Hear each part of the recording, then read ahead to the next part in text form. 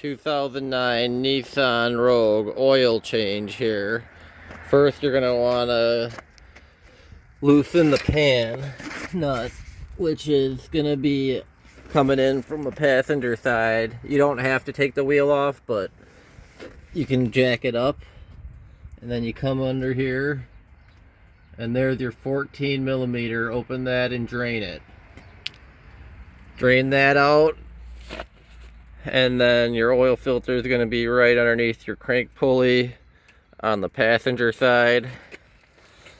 And then to fill it back up is going to be your cap right here.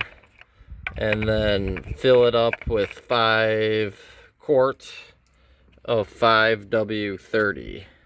Let it drain out first and then fill it up after, and replace your filter, and then recap that nut off first before filling up the oil. But there's the location of the nut, the filter, and then your oil fill.